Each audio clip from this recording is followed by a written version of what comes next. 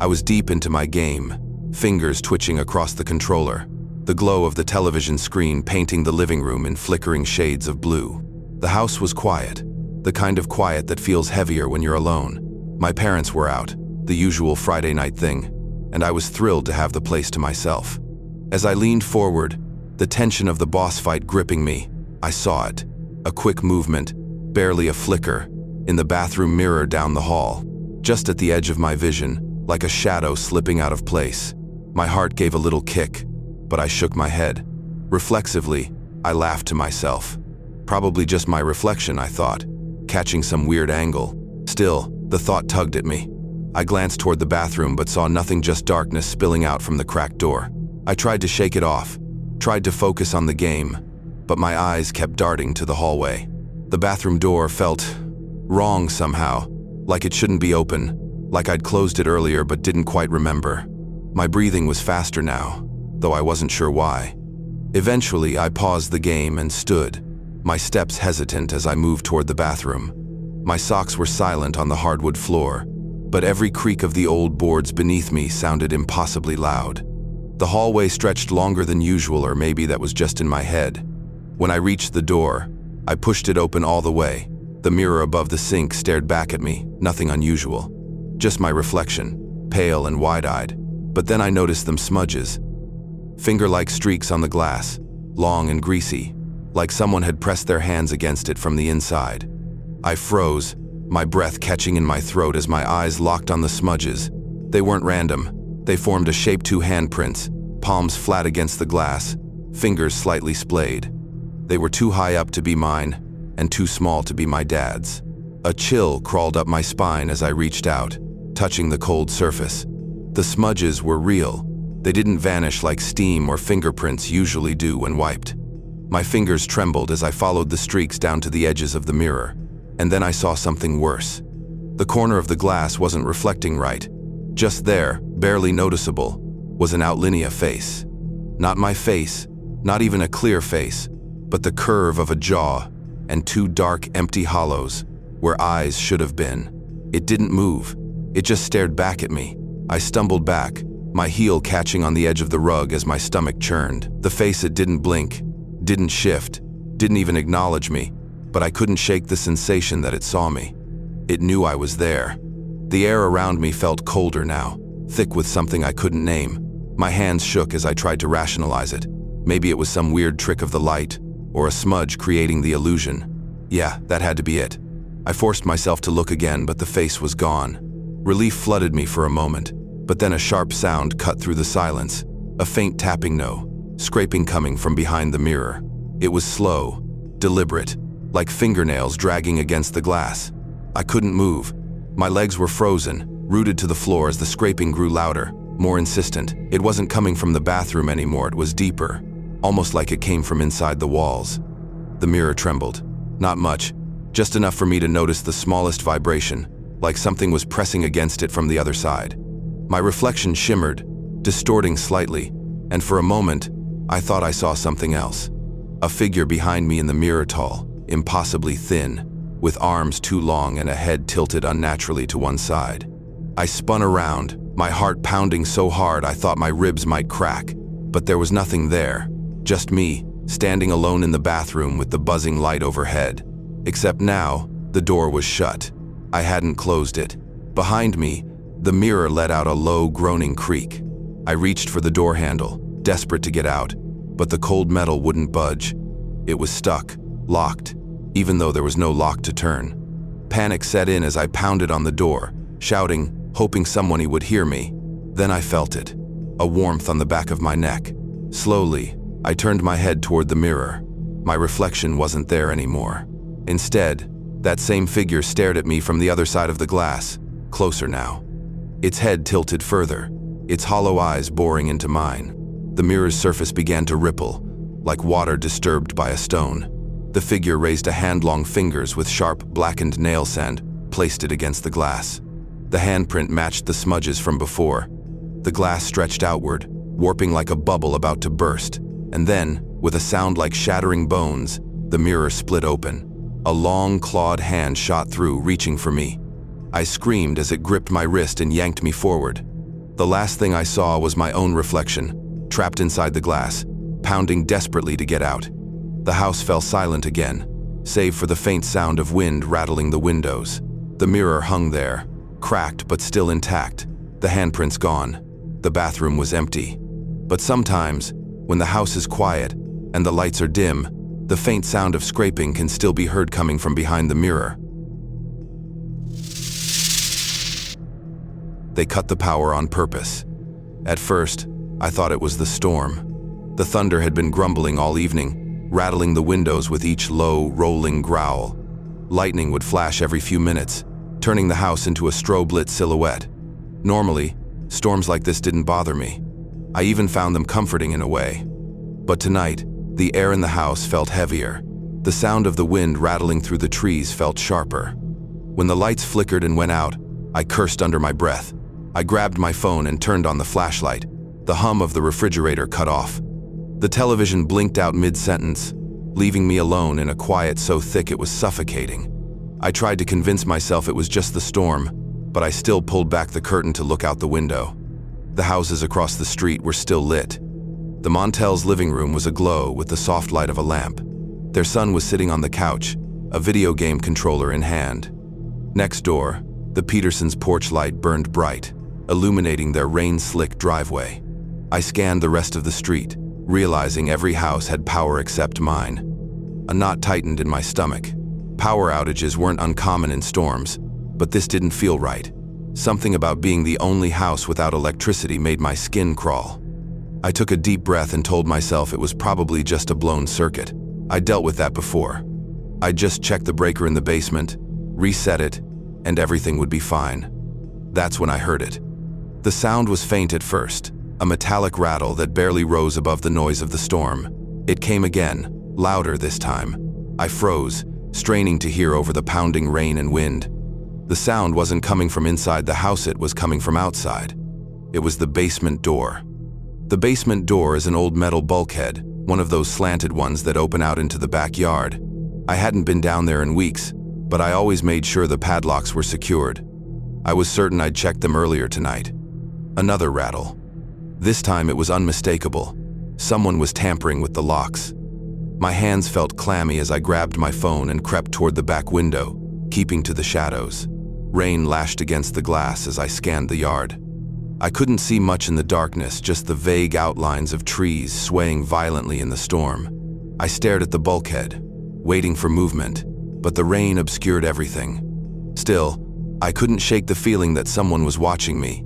I backed away from the window and locked the kitchen door. My hands were shaking, but I tried to focus. It was probably nothing. It had to be nothing. Maybe the wind had blown a branch against the basement door, or maybe the storm had shifted the old metal frame just enough to make it creak. And then, clear as day, came the sound of a knock on the front door. I froze. The knock was deliberate, 3 slow, solid thuds.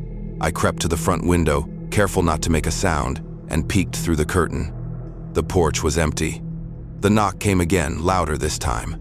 I gripped my phone tightly, debating whether I should answer. My brain screamed, no, but my body moved toward the door anyway. "Who's there?" I called, my voice trembling.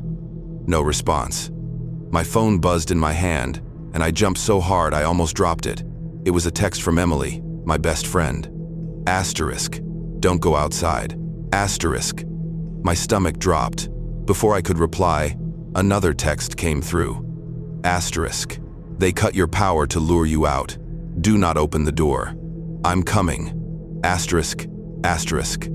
My breath hitched as I read the messages over and over, my mind spinning. Lure me out? Who? Why? A cold sweat prickled my skin. Behind me, the unmistakable sound of hinges creaking sent a jolt of terror down my spine. The basement door was open. I turned slowly, my flashlight cutting through the darkness of the hallway. The door to the basement was ajar, and the rain was now louder, closer. Someone was inside. Heavy, deliberate footsteps echoed up the basement stairs. My heart was pounding so loudly I couldn't hear myself think. Whoever it was, they weren't in a hurry. They were taking their time, each step deliberate, as if savoring the anticipation. I backed into the kitchen, grabbing a knife from the counter. My phone buzzed again, but I didn't dare look. My eyes were locked on the darkened basement doorway. The footsteps stopped. Silence hung in the air like a physical weight. Then, slowly, a figure emerged, tall, hulking.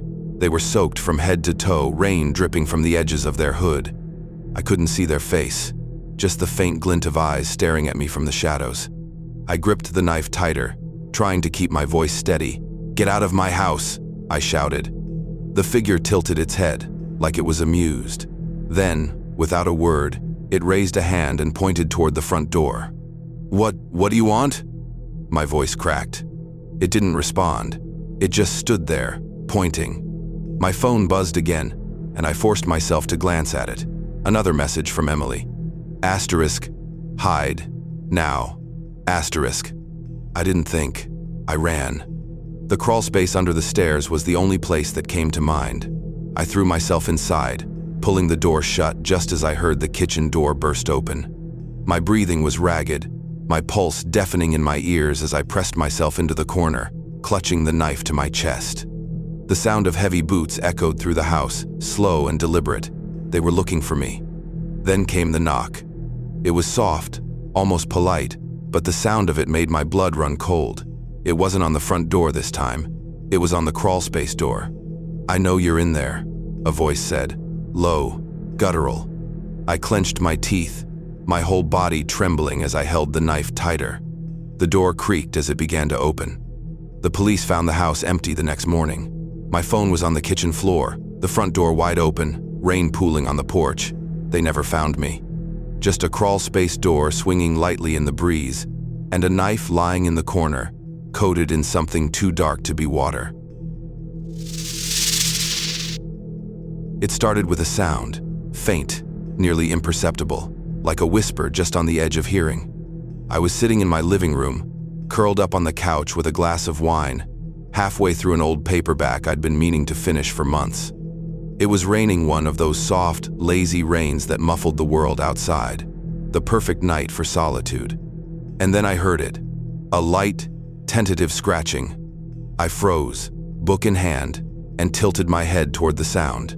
At first, I thought it was the tree outside the window. Its branches often tapped against the siding when the wind picked up. But no, this wasn't the rhythmic scrape of a branch. It was irregular, deliberate, clawing. It was coming from the basement. I don't scare easily. Living alone for 3 years in a house set just far enough back from the street to feel secluded had taught me to dismiss small noises. The house had its quirks, squeaks, and groans that made it feel alive. But this wasn't a quirk. This was something else. I laughed nervously to myself. "It's probably an animal," I said aloud, as if hearing the sound of my own voice would make it true. A raccoon, maybe, or a possum. Something small that had found its way in through a crack in the foundation. I should have gotten that sealed weeks ago. The sound stopped as abruptly as it started, and the silence that followed was deafening. I waited, my pulse quickening, but when the scratching didn't resume, I forced myself to relax. I was being ridiculous. If there was something down there, it would reveal itself soon enough, I reasoned. No need to investigate. I turned the page of my book and tried to immerse myself in the story, but the words blurred together. My ears strained for any hint of noise. There was nothing. Eventually, I convinced myself it had been my imagination. I finished my wine, locked up, and went to bed. The next morning, the rain had stopped, and the world was bright and wet under the pale January sun. I brewed coffee and stood by the kitchen window, looking out at the backyard. My breath fogged the glass as I stared at the woods beyond the house, the trees skeletal against the gray sky. That's when I saw it, a pile of dirt. It was just beneath the small square basement window on the side of the house. Dark, damp soil, as if it had been freshly turned. My stomach sank. I hadn't noticed it before, but then again, I hadn't been looking. My mind immediately went to the scratching sounds from the night before. Had someone been digging? I shook the thought away and grabbed my coat. Stepping outside, the air was sharp and cold against my face. The dirt was piled high, unnaturally so. A shallow trench ran along the base of the house, starting at the edge of the window and trailing off toward the woods. The soil was disturbed, clawed up in erratic furrows. I knelt down to examine it. That's when I saw the marks on the glass. Thin, jagged streaks ran across the basement window as if someone or something had been clawing at it from the outside. My chest tightened. The scratches were deep enough to etch the surface, leaving behind a spiderweb of scars.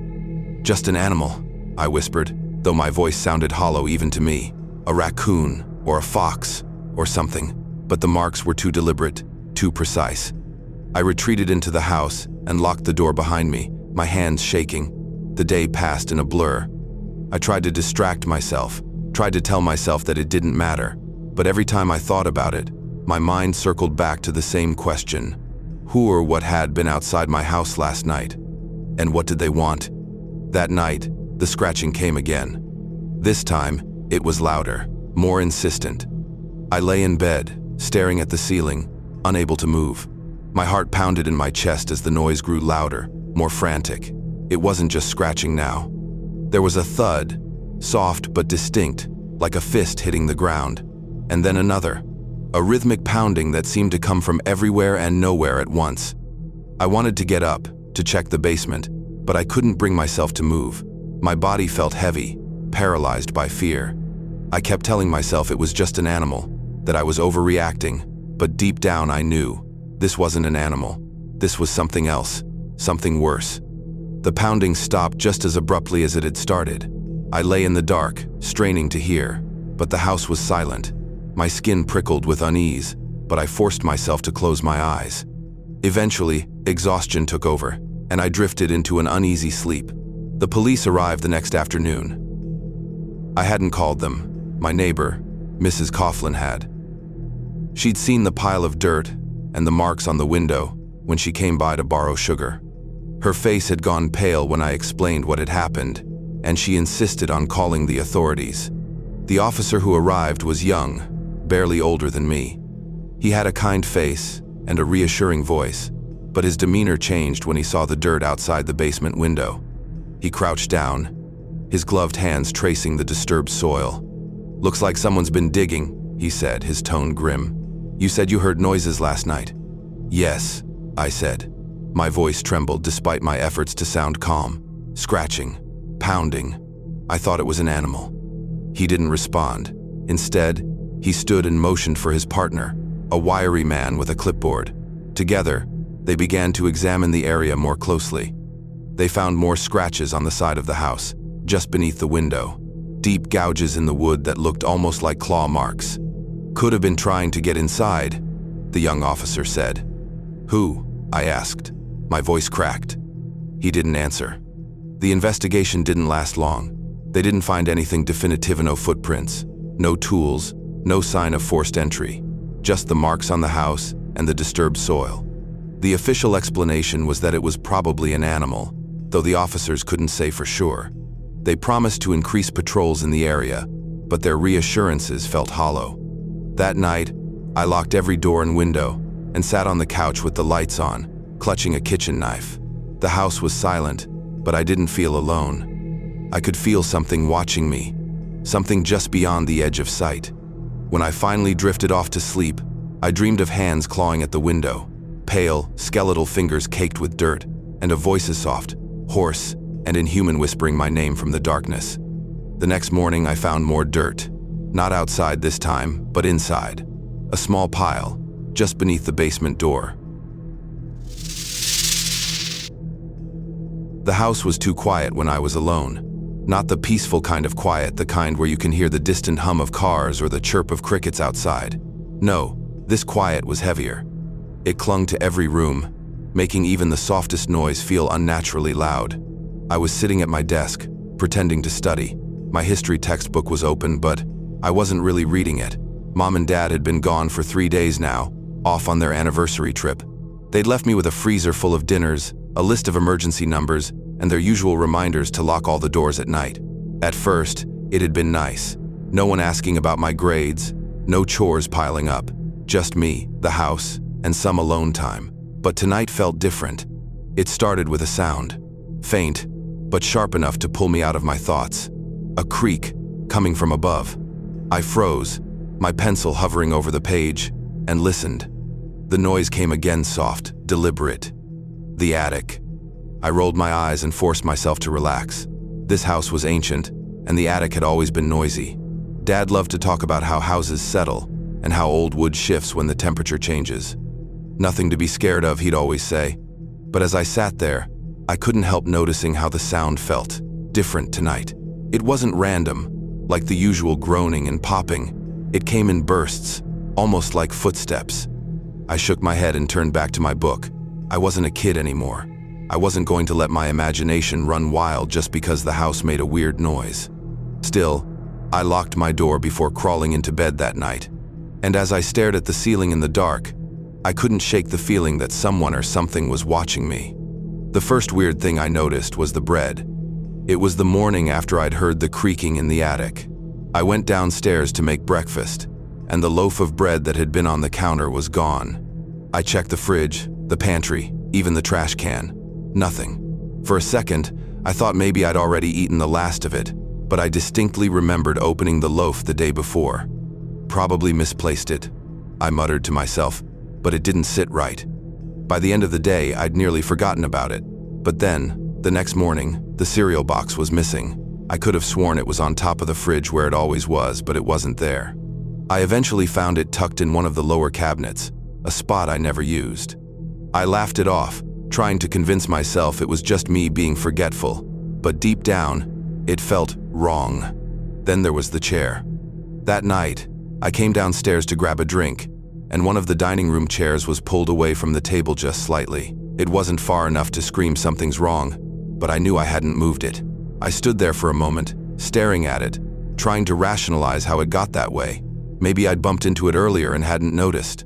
The more I thought about it, the more I felt like the house was playing tricks on me. Things weren't where I left them, like my phone charger, which ended up in the bathroom one afternoon. Or the throw blanket on the couch, folded differently than I'd left it. Little things, small enough that I could have dismissed them, but they were starting to add up. By the third night, I couldn't shake the feeling that something was off. I made sure all the windows were locked, double-checked the doors, and kept the lights on in most of the rooms. But even with the house lit up, the silence was unbearable. Every creak, every groan of the old wood made me freeze and listen. And then, just as I was about to head to bed, I heard it again. The creaking above me. I stood in the hallway, staring up at the ceiling. It was faint, but it was there. It sounded like movement, slow, cautious, like someone trying not to be heard. My throat tightened as I told myself, again, that it was just the house settling. But this time it didn't stop. The creaking came in steady bursts, traveling across the ceiling as if something was walking pacing back and forth in the attic. I backed away, heart pounding, and shut myself in my room. I locked the door, crawled into bed, and pulled the covers over my head like I was a kid again. I didn't sleep much that night. By the fourth night, I'd stopped pretending everything was fine. The noises in the attic had become too frequent to ignore. They came every night, always around the same time-soft footsteps, the faint scuff of something being dragged. I told myself I'd check it out in the morning, but I never did. Something about going up there alone made my stomach twist. That night, the sound was louder than before. A heavy thud, like something being dropped. I froze in my room, staring at the ceiling, my heart racing. I couldn't ignore it anymore. Grabbing my flashlight, I forced myself to go into the hallway. My hands were shaking as I flicked on every light I passed. The creaking had stopped by the time I reached the top of the stairs, but the silence felt worse. It was thick, oppressive, as if the house was holding its breath. I checked every room upstairs, one by one, looking for anything out of place. When I opened the closet in the guest bedroom, my breath caught in my throat. There was a door in the ceiling. I didn't even know it existed. It was small and painted the same color as the ceiling, almost like it had been hidden on purpose. What made my stomach drop, though, was that it was partially open. I stared at it, my flashlight trembling in my hand. Part of me wanted to slam the closet door shut and pretend I hadn't seen it. But the other part, the part that couldn't stand, not knowing, made me grab a chair and pull it into the closet. As I climbed up, I told myself I was being ridiculous. It was probably just an old access panel or something my parents forgot to mention. Nothing to be scared of. But when I pushed the door open and shined my flashlight into the attic, the smell hit me first. It was stale and sour, like sweat and rotting food. The beam of my flashlight cut through the darkness, revealing piles of clutter-old boxes, insulation, and something that made my stomach churn. A makeshift bed. It was nothing more than a pile of blankets and an old sleeping bag, surrounded by food wrappers, empty water bottles, and other garbage. But it was enough. Someone had been living up here. My throat tightened as I noticed more shoes, a tattered jacket, and a small notebook resting on top of the sleeping bag. Against my better judgment, I stepped up into the attic and flipped the notebook open. The pages were covered in scrawls, jagged, frantic writing that didn't make any sense. Numbers, random letters, and my name, over and over again, written in shaky handwriting. My knees nearly gave out as I realized one of the pages had a photo glued to it, a picture of my family, taken in our backyard. I remembered that day. It had been months ago. My stomach twisted in knots as I stumbled back down the ladder. I slammed the attic door shut and locked myself in my room, my mind racing. Whoever had been living up there hadn't just been hiding, they'd been watching us. Watching me. I called the police. I sat on my bed, shaking, as the operator told me to stay calm and wait for officers to arrive. But staying calm wasn't an option, not when I heard the faint creak of footsteps outside my bedroom door. I froze. Someone was out there. The door handle jiggled. I clutched my phone, my heart pounding so loudly I thought it might give me away. Then came the voice, low and raspy, barely more than a whisper. "Alex." I backed into the corner of my room, my eyes glued to the door. I wanted to scream, but fear locked my throat shut. The handle stopped moving, and I heard slow, retreating footsteps. They weren't leaving. They were going somewhere else, somewhere quieter. The attic. The realization hit me like a punch to the gut. They'd been living up there this whole time, and they were going back to hide. Moments later, red and blue lights flashed through the windows. The sound of heavy boots thundered through the house as the police searched every room. I barely managed to unlock my bedroom door, and when I did, an officer was there, asking me if I was hurt. "No," I stammered, pointing to the closet. "They're in the attic." The next minutes felt like hours. I sat on the stairs, hugging my knees, as I heard the officers shouting commands. Then came the sound of a scuffle, and before long they were dragging someone down. He was a man, probably in his late 40s, with greasy hair and wild eyes. His clothes were filthy, and he wouldn't stop mumbling under his breath. He glanced at me once as they pulled him out the door. It was enough to make my skin crawl. They told me he'd been a drifter, someone who probably stumbled across our house and found a way into the attic. He'd been living up there for weeks, maybe longer, sneaking down at night to steal food and who knows what else. I thought knowing the truth would make me feel better. It didn't. Even after the locks were changed and security cameras were installed, I couldn't shake the feeling that he was still up there. Every time I passed the guest bedroom closet, my stomach tightened, and every creak of the house sent my heart racing. A week later, I found myself lying in bed, staring at the ceiling. The house was quiet, too quiet. And just as I started to drift off, I swore I heard it again. The faint creak of footsteps above me,